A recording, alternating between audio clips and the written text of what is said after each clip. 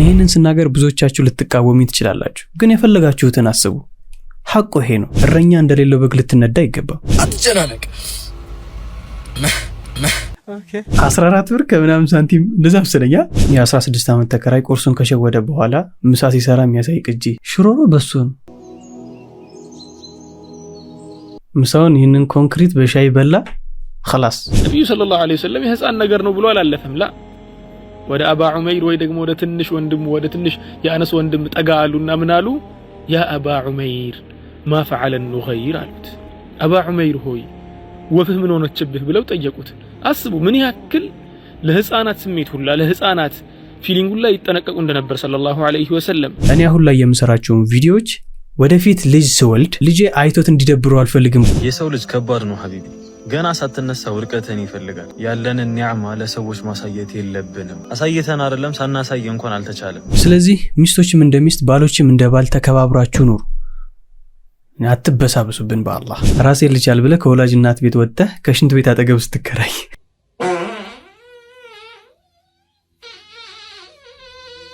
ይህ ህመም ነው እኔ ምንም ማለት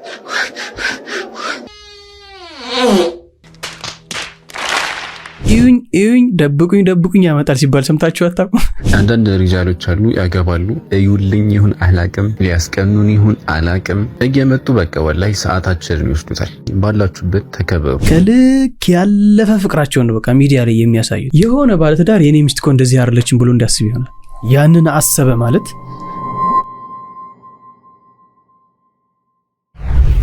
አይ ነው አሁን በጣም አብዝቻለሁ በጣም ነው ያበዛሁት ይሄን ያክል ቀን ጠፍቻለሁ 10 ቀን ጠፋው 20 ቀን ጠፋው የሚለው ነገር ተደጋገማ ያው ህይወትን በራሳችሁ ለመግፋት ስትሞክሩ ነገሮች ከበድ ስለሚሉ ቪዲዮ ለመስራት ያን ያህል አይመችምና ለዛ ነው የጠፋሁት ግን ሰርፕራይዝ አለኝ እንደምትመለከቱት እዚህ ጋር 100,000 ሰብስክራይበር ስለገባን ዩቲዩብ ፕሌይ በተናችንን አዋርዳችንን ልኮልናል እንደምትመለከቱት for passing 100,000 subscribers እናም እስካሁን ድረስ ይህንን ቻናል ሰብስክራይብ አድርጋችሁ ስትመለከቱኝ ስትከታተሉኝ ሐሳብ አስተያየት ስትሰጡኝ የነበራችሁ ሰዎች ሁላችሁንም ከልብ አመሰግናለሁ አሁንም ይህንን ቪዲዮ የምትመለከቱ ሁላችሁንም ከልብ ወላሂ የምሬን ነው ከልብ አመሰግናለሁኝ የሰው ደስታ የሚያስደስታችሁ የዛሬው ቪዲዮ ላይክ አድርጉት አሰላሙ አለይኩም ወራህመቱላሂ ወበረካቱ ያ ጀማ እንዴት ናችሁ ዛሬም እንደተለመደው በአዲስ ቪዲዮ ተመልሼ መጥቻለሁ ሰሞኑን በጣም እየጠፋሁባችሁ ነው ያው ህይወት እንዳሰብናት አትሆንም ከዚህ በፊት የሰራሁት ቪዲዮ ነበር ህይወት እናስባት እንደነበረችው ቀላል አልሆነችም ምናምን የሚል ቪዲዮ ሰርቼ ነበር ከ4-5 ወር በፊት ዩቲዩብ ላይ ለመልቀቅ ማለት ነው ግን ሳስበው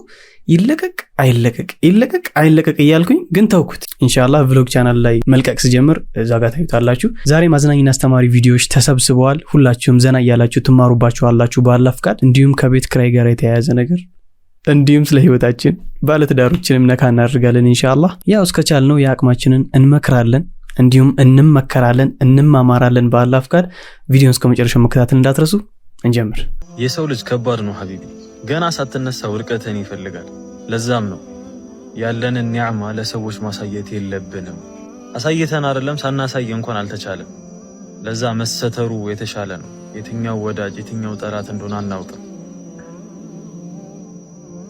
ማሰላም ይሄ ቪዲዮ ቀጥታ ልባችን ጋር እንዲህ ለሚላተመው ንግግሮቹ ሐቅ አላቸው ይሄንን ቪዲዮ ያመጣሁበት ምክንያት አንዳንድ ባለትዳሮች አላችሁ ይሄን ነገር እስኪ ዛሬ እንናገረው አግብታችኋል አይደል አላህ ሐላላችሁን ሰጥቷችኋል ባለትዳር ናችሁ ግን እኛ ምን ቤትነን ሚዲያ ላይ ያወጣችሁ እዩልኝ የምትሉት በአላህ አንዳንዶች ደግሞ አሉ ልብስ ቤት ከፍታሉ ልብስ ሚስቶቻቸውን በቃ ሞዴል የሚያደርጉ لا اله الا الله አታፍሩም ግን በአላህ ያሳፍራል እኮ እስኪ ቆም ብላችሁ አስቡት የራስ የግል የሆነች ሚስት እዛ ጋር ልብስ ያስለካ እንዲህ ያዞርካት ከኋላ ከፊት ምናምን የምታሳያት እሷ ምንድነች ወይስ እዛ ፓርክ ውስጥ ያለች ጥቁር አንበሳ ነች እሷ እንደዛ ያዞር 360 ዲግሪ የምታሳየው ወላሂ አላህ የሰጠን ኒዕማ አናክሰረው አላህ ትዳርን ወፍቆናል አቅም ሰጥቶናል አይደል ከዛም ደግሞ ትዳርን ወፍቆናል ታዲያ ለምንድነው ያንን አላህ የሰጠን ነገር ምን አራክሰው ሚስትን ቤቷ ደብቃችሁ አስቀምጧት ነው የተባለው በቃ እንጂ ሚዲያ ላይ ወጣ እንደዛ እንደፈለገች እንድትሆን አይደለም አንዳንድ ሴቶች አላችሁ በቃ ስርዓት ያጣችሁ አላህን ከመፍራት ይልቅ አላህን ወደ ማመጽ ይሄዳችሁ ያላችሁ እህቶች አላችሁ ስለዚህ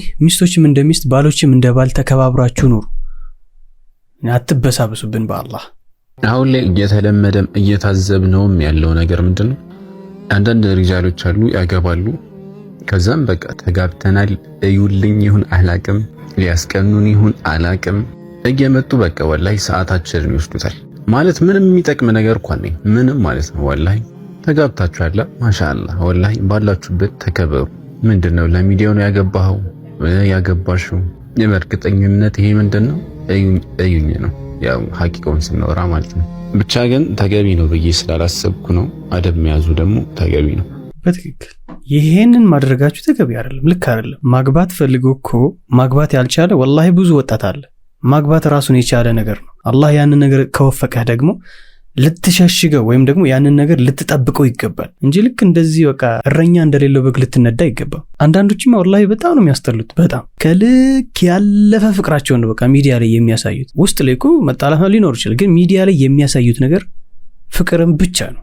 አዳሜ ሚስቱ ጋር የሆነ ችግር ያለበት ሰው እንደዚህ አይነት ሚስትም አለች የኔዋ ምን ሆና ነው ምናምን እያለ እንዲያስብ ነው የሚያደርገው። ወላሂ የምሬን ነው። እናንተ ሳታውቁት ወይም ደግሞ ሳታስቡት የሆነ ሰው ትዳሩ እንዲፈታ ምክንያት ትሆናላችሁ ማለት ነው። ምክንያቱም እዛ ሚዲያ ላይ የምታሳዩትን ፍቅር የምትጫወቱን ነገር የሆነ ባለ ትዳር የኔ ሚስት እኮ እንደዚህ አይደለችም ብሎ እንዲያስብ ይሆናል።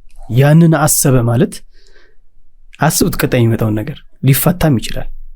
ስለዚህ ወላሂ ራሳችንን ቆም ብለን እናስበው። አንድ ቲክቶከር ምን አለ መሰላችሁ? ሙስሊም እንኳን አይደለም ካፊር ነውና ምን አለ? እኔ አሁን ላይ የምሰራቸው ቪዲዮዎች ወደፊት ልጅ ስወልድ ልጄ አይቶት እንዲደብረው አልፈልግም ብሎ ነበር። ታዲያኛስ እንዴት እንደዛ ማገናዘብ ያቅተናል?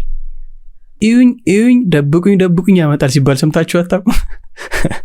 አኺ ያደራህን የሚዲያ ሴት እንዳታገባ፣ ሚዲያን ለቃ እስካልወጣሽ ድረስ እንዳታገባ። ይህንን ስናገር ብዙዎቻችሁ ልትቃወሙ ትችላላችሁ፣ ግን የፈለጋችሁትን አስቡ። ሐቁ ይሄ ነው። ሚስት ሚዲያ ላይ መውጣት የለባት። እዛው ቤቱ አስቀምጣት። መውጣት ካለበት አንተ ራስህ ውጣ፣ ራስህን ችለህ ውጣ። እንደ ቪው ለማግኘት ብለህ እንዴት ነው ሴት ይዘህ የምትመጣው? በጣም ያሳዝናል። አላህ ልቦና ይስጠን።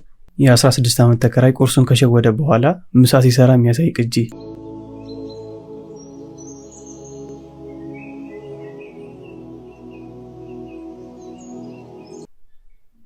ሽሮሮ በሶ ነው። ሽሮ ወይ በሶ?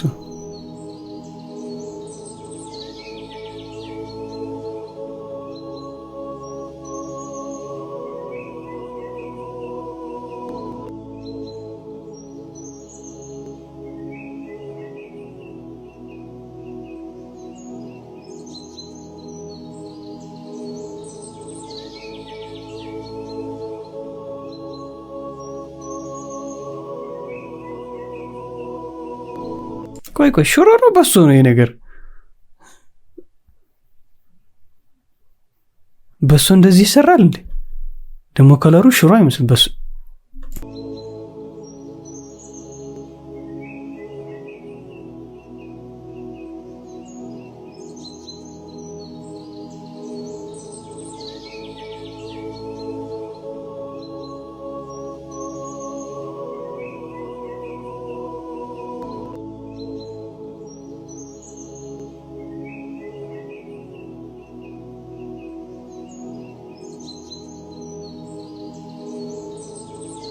ምሳውን ይህንን ኮንክሪት በሻይ በላ خلاص። ግን ሽሮ ይህን በሱ ሀቂቃ አላወቅኩት። እስኪ ኮመንት ላይ አሳውቁኝ። ጸዴት መስላለች፣ እስኪ እንሞክራታለን። ግን መጀመሪያ አሳውቁኝ፣ ይሄ ሽሮ ነው ወይስ በሶ ነው? አላቅም። አትጨናነቅ። በቃ ማለት ቀላል መሆኑን ልነግርህ እፈልጋለሁ። ህይወት ላይ አልባሌ ነገር ያለው ቀላል ነው። አትጨናነቅ።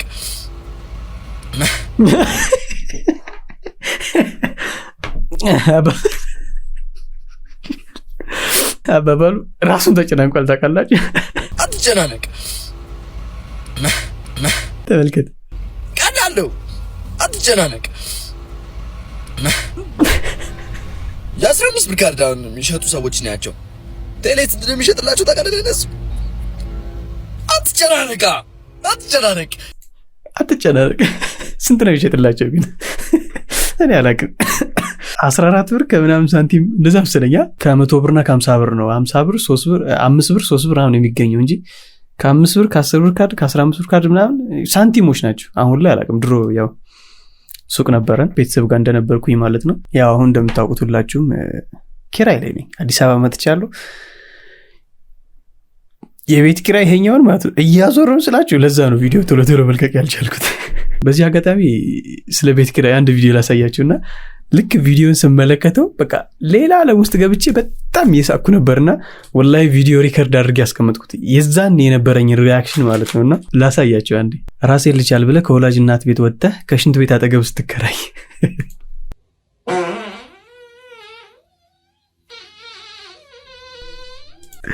ይህ ህመም ነው ብሏል ያሰውዬ። ህመም ነው። እኔ ምንም ማለት ውስጤ ቆስሏል። አላሁ አክበር አላሁ አክበር። ይሄ ከባድ ነው።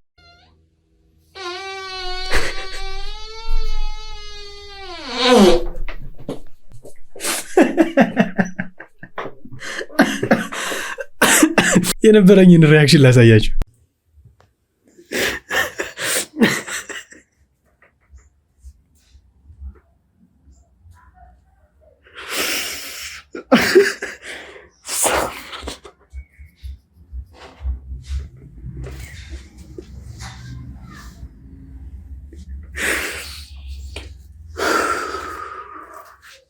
የደረሰበት ያውቀዋል።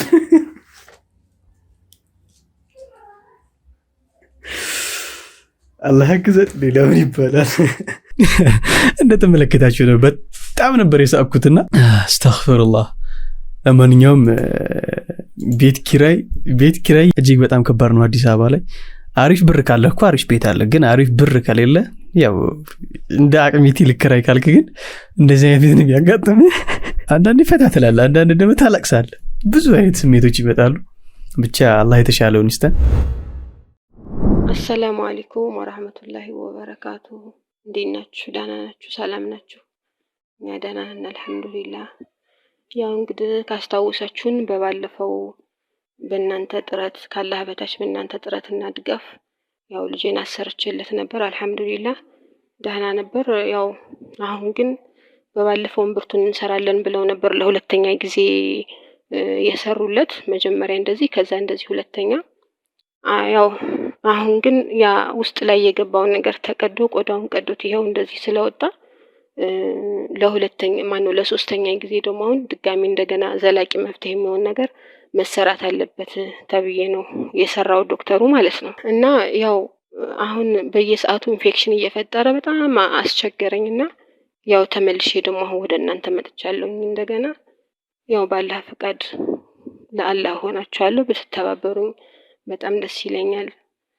እና ያው ዶክተሩ ከቻልሽ ውጪ ካልቻልሽ ደግሞ እዚሁ አሉ የሚባሉት ቦታ ደህና ቦታ ላይ ብታሰሪለት በጣም ጥሩ ነው። ተመሳሳይ የሆነ ነገር ውስጥ ላይ ቢገባለት ደህና ማቴሪያል ያለበት ቦታ ላይ ብሎኛል። ያው ከ200 እስከ 250 ሺህ ሊያስፈልግሽ ይችላል ብሎኛል። ያው እንግዲህ እንደተጫንኳችሁ እንደ አስቸገርኳችሁ አውቃለሁ። ብትተባበሩኝ በጣም ደስ ይለኛል። ተባበሩኝ ብዬ እላለሁ። ያው እንግዲህ ምንም ሌላ አማራጭም መሄጃ ምንም ነገር ስለሌለኝ ነው ድጋሚ ወደ እናንተ የመጣሁት። ያው እንግዲህ ለአላህ ሆናችኋለሁ። እንደምንም ብላችሁ የምችሉትን ነገር ብታደርጉልኝ ደስ ይለኛል። ያው ስለተጨናነኩ ነው መልሼ ድጋሚ ወደ እናንተ የመጣሁት እና ያው እንግዲህ ዘላቂ የሆነ ነገር እንዲሆንልኝ ማለት ነው። እና እንደዛ ነው ብላችኋለሁ። السلام عليكم ورحمة الله وبركاته. السلام عليكم ورحمة الله وبركاته.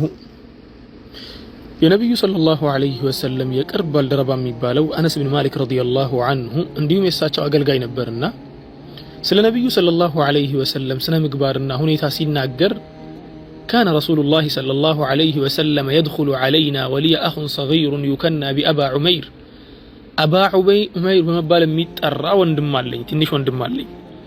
ነብዩ ደግሞ ብዙ ጊዜ መተው ይዘይሩናል ወይ ደግሞ ያዩናል አለ። አባ ዑመይር ህፃን ነበርና የሚያጫውታት የሆነች ትንሽዬ ወፍ ነበረችው። ያቺ ወፍ የሆነ ቀን ሞተችበት። ነብዩ ሰለላሁ ዐለይሂ ወሰለም እንደ በፊቱ እና አነስ ቤት ሲመጡ አባ ዑመይር በጣም ተክዞ ያዩታል። ከዚያ ነብዩ ሰለላሁ ዐለይሂ ወሰለም ምን አግኝቶት ነው ብለው ጠየቁ። ማሻእንሁ ብለው ጠየቁ ሰሃቦችም ማለት ነው። ከዚያም አንቱ የአላህ መልእክተኛ የሱ ወፍ እኮ ሞተችበት፣ የሚያጫውታት ያሳድጋት የነበረችው ወፍ ሞተችበት ብለው ነገሩት። ነብዩ ሰለላሁ ዐለይሂ ወሰለም የህፃን ነገር ነው ብሎ አላለፈም። ወደ አባ ዑመይር ወይ ደግሞ ወደ ትንሽ ወንድም ወደ ትንሽ የአነስ ወንድም ጠጋ አሉና ምን አሉ? ያ አባ ዑመይር ማ ፈዐለ ኑገይር አሉት። አባ ዑመይር ሆይ ወፍህ ምን ሆነችብህ ብለው ጠየቁት። አስቡ ምን ያክል ለህፃናት ስሜት ሁላ ለህፃናት ፊሊንግ ሁላ ይጠነቀቁ እንደነበር ሰለላሁ ዐለይሂ ወሰለም። ነብዩን ሰለላሁ ዐለይሂ ወሰለም ለመጥላት ታሪካቸውን አለማወቅ ግድ ይላል። ምክንያቱስ ካላችሁኝ ነብዩን ሰለላሁ ዐለይሂ ወሰለም ከርቀት ያወቁ ሰዎች ልክ እንደሰሙት አድርገው ነው የሚገምቷቸው። ከቅርበት ደግሞ እሳቸውን አንብበው ያወቁ ሰዎች ባነበቡት ልክ ይወዷቸዋል። ከእሳቸው ጋር የኖሩ ሰዎች ደግሞ ለእሳቸው ስም ነፍሳቸውን እስከ መሰዋት ድረስ ይወዷቸዋል። ብዙ ጊዜ አስተውላችሁ ከሆነ ከዚህ ጉዳይ ጋር ተያይዞ የተለያዩ መስሪያ ቤቶች ላይ ኃላፊ ሆነው የሚሰሩ ወይ ደግሞ የሆነ ቦታ ላይ መሪ ሆነው የሚያስኬዱ ሰዎች እዚያ ኃላፊነት ላይ ባሉ ሰዓት ላይ ብዙ ሰዎች የሚወዷቸው አስመስለው ለማሽቃበጥ ይሞክሩ ይሆናል። ጥሩ ስነ ምግባር ከሌላቸው ግን ከጀርባቸው ሄደው የነሱን መጥፎ ነገር ይናገራሉ። ልክ ያ ግለሰብ ከዚያ ስልጣን ሲነሳና ያንን ስልጣን ሲያጣ በደንብ አድርገው ያወሩበታል። ያን ደግሞ የምታውቁት ያለፈው መንግስት ያደረገንም በደል አሁን ያለው መንግስት ውስጥ ነው የምናወራው።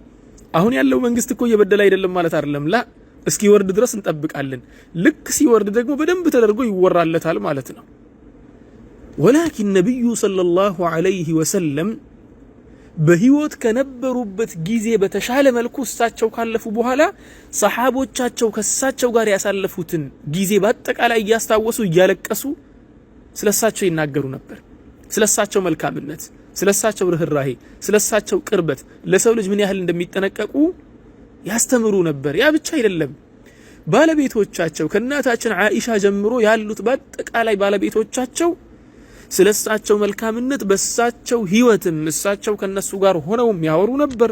እሳቸው ካለፉ በኋላም ሰለላሁ ዐለይሂ ወዐላ አሊሂ ወሰህቢሂ ወሰለም ያወሩ ነበር። ይሄ ደግሞ የሚያመላክተው ነገር ምንድነው? የነበራቸው ውዴታ ለማስመሰል ለማሽቃበጥ ሳይሆን እውነት ከልባቸው የመጣ መሆኑን አንድ። ሁለተኛ ነገር ደግሞ እሳቸው ለማስመሰል ደግ ለመምሰል የሚሰሩ ሳይሆን ከልባቸው ወጥተው መልካምን ነገር ስላሳዩዋቸው ሰዎች በቀረቧቸው ቁጥር ወደዷቸው ማለት ነው። የነብዩ ባልደረቦች አላህ ስራቸውን ይወደድላቸውና ነብዩን ሰለላሁ ዐለይሂ ወሰለም ከምንም አስበልጠው ይወዱ ነበር። ይህን ነገር የሚገልጽልን ታሪክ በጣም ብዙ ቢሆንም አንድ ታሪክ ላንሳላችሁ። እንደ ታሪክ አልናገርም፣ ወላኪን መጨረሻ ላይ የተከሰተውን ነገር ብቻ ልንገራችሁ። ኹበይብ ቢን ዓዲይ የሚባል ሰሓቢይ ነበር። ይህ ሰሓቢይ የሚገደልበት ቦታ ይወሰናል በቁረይሾች። ሊገደል አስቀምጠውት ሳሉ እንዲሁ ምን ትላለህ በአንተ ቦታ ነቢዩ ሙሐመድን ሰለላሁ ዐለይሂ ወሰለም አምጥተን ብንገላቸው ምን ይሰማሃል አሉት። ኹበይብ ቢን ዓዲይ ምን ብለው እንደመለስ ታውቃላችሁ? እንኳን ነቢዩን ሰለላሁ ዐለይሂ ወሰለም በእኔ ቦታ ልትገሉ ይቅርና እንዲሁ ያንተ ህይወት መውጣትና አንተም ብንገልና ነብዩ በእሾህ ቢወጉ የሚል በእሾህ መወጋት እኮ ኖርማል ነገር ነው። ተወግተህ ያው እሾህን ትነቅላለህ በሰላም ትሄዳለህ አይደል? እንኳን ነብዩ ልትገሉ ቀርቶ ነብዩ በእሾህ ከሚወጉ እኔ ህይወቴ ቢጠፋና ብሞት እመርጣለሁ ብሎ የተናገረ ሰው ነው። ስለዚህ ወንድሞችና እህቶች ነብያችሁ ይሄን ያክል ተወዳጅ የነበረ ነብይ ነው። የሌሎች እምነት ተከታይ ወገኖቼም ደግሞ ነብዩ ሙሐመድን ሰለላሁ ዐለይሂ ወሰለም አትጥሉት፣ አንብቡ። ስለሱ በደንብ አድርጋችሁ እወቁ። ባወቃችሁ ቁጥር ይጠቅማችኋል። የምታውቁት ደግሞ ከተሳዳቢ አይደለም። ስለኔ ለማወቅ ከኔ ተሳዳቢ አይደለም ማጥናት ያለብህ። የእውነቱን ታሪክ ሄደህ እውነተኛውን ታሪክ ስለሱ የተጻፈውን ትክክለኛውን ነገር ቁጭ ብለህ በማንበብ እንጂ ተሳዳቢ ሰው እኮ መቼም አያሞግስ። ያው መቼስ ለመሳደብ መተህ እኮ አንተ ጥሩ ሰው፣ አንተ መልካም ሰው፣ አንተ ቆንጆ ሰው አትባልም አበደን። ምንም ያህል መልካም ሰው ብትሆን ትሰደባለህ። ልክ ብዙ ነቢያቶች ወደ በኒ እስራኤሎች ሲላኩ እኮ በኒ እስራኤሎች እነኚህ ነቢያቶችን መልካም መሆናቸውን ያውቁ ነበር። ነብዩላህ ዒሳን ውሰዱ እስቲ። አሁን ዒሳ መልካም ነብይ ነበር። መልካምነትን ብቻ አይደለም ብዙ ተአምራቶችን አሳይቶ ነበር። ያንን ተአምራት ሁሉ ያያዩ ይሰድቡት ነበር፣ ይዘልፉት ነበር፣ እንደፈለጉ ይናገሩት ነበር። እነሱ ትክክል ናቸው ብሎ ከነሱ ስለ ዒሳ ለመስማት የፈለገ ሰው ልክ እንደነሱ በዒሳ ሳያምን ይሞታል። አይ እነሱ ከሚሉት ነገር እስቲ እውነታውን ልረዳ ብሎ ወደ ዒሳ ተጠግቶ እውነታውን የተረዳ ሰው ግን እውነቱን እያወቀ ይመጣል። የሌላ እምነት ተከታይ ወገኖቼ ስለ ነብዩ መሐመድ ሰለላሁ ዐለይሂ ወሰለም አንብቡ እላችኋለሁ። አመሰግናለሁ። ሰላም አለይኩም ወራህመቱላሂ ወበረካቱ። ወአለይኩም ሰላም ወራህመቱላሂ ወበረካቱ። አንብቡ አንቡ መልእክቱ ይሄ ነው አይደለም? ነብዩን እዚህ ያለን ተራ ሰው እንኳን እኮ እንደዚህ ትመስለኝ ነበር ለካ እንደዚህ እንባባላለን አይደለ? በደንብ ነው የምንባባለው። ማን ነው በዚህ ሰዓት የሚደውለው? ሄሎ ሄሎ፣ ሰላም አለይኩም። ወአለይኩም ሰላም ወራህመቱላሂ ወበረካቱ። እንዴት ነህ? ሰላም ነው? አልሐምዱሊላህ አለሁ። የት ነው የምትኖረው? በኑሮ አዲስ አበባ። ኦኬ ቆንጆ። خلاص ቢሮአችን እኛም ኦኬ ለመገናኘትም እንችላለን ማለት ነው። ኢንሻአላህ እንገናኛለን። ግን አልነገረህም እንዴ እሱ? እኔ ፍሪላንስ ነው የምሰራው፣ ኦን ሳይት አልሰራም። ገባኝ። አይ ሚን እንደው የሆነ ሰዓቶችም ለመገናኘት ኦኬ ካስፈለገን ለመገናኘት ያክል ነው እንጂ ኖርማሊ ኦፊስ መጥተህ እንድትሰራ አይደለም። ኦኬ እሺ። ቪዲዮ ኤዲቲንግ ነው ስራው። ብታሳየኝ ነገር አለ ከዚህ ተሰራው? አዎ ይቻላል። ታይፕ በቃ እነሱ ላክልኝ። መርሐባሽ። አንተ ከዚህ የምትሰራበት ወይ አለ ወይስ አዎ እኔ ከዚህ በፊት ለዩቲዩብ ቻናሎች ሰርቻለሁ እና ዋጋው ያው እንደ ዩቲዩብ ቻናላቸው ለምሳሌ ትልቅ ቻናል ከሆነ ትልቅ ብር ነው የምትጠይቀው ግዴታ። ለምሳሌ እስከ ብር የሰራውለት አለ በወር ማለት ነው። በጣም ዝቅተኛው እንደዛ ነው የሰራሁት። ከዛ በታች ሰርቼ አላውቅም። ኦኬ ስለዚህ በወር ከ15 እስከ 20 ቪዲዮ ግዴታ ይሰራል ማለት ነው። 4 በ4 አዎ ኦኬ ገባኝ። አይ ስለህ እኔ አሁን በወር መሆኑ ሳይሆን በወር ውስጥ የሚሰሩት ቪዲዮዎች ብዙ ሆኖ ሳለ ክፍያው ደግሞ ይሄን ያክል መሆኑ ፌር አይደል ማለት አይመጣጠንም።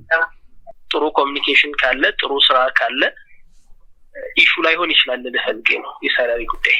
እንገናኛለን ኢንሻአላህ ተደዋውለን ኢንሻአላህ። ሶ ታይፖቹን ሊያቸው ከዛ በኋላ እናወራለን እዛው ቴሌግራም ላይ ማለት ነው። ኦኬ እሺ። መብራት ሄዷል በመጨረሻ። ብቻ ብዙ የምናገረው ነገር ነበረኝ። ለማንኛውም የዛሬው ቪዲዮአችን ይመስላል። በቀጣይ ቪዲዮ እንገናኛለን። ወሰላሙ አለይኩም ወራህመቱላሂ ወበረካቱ።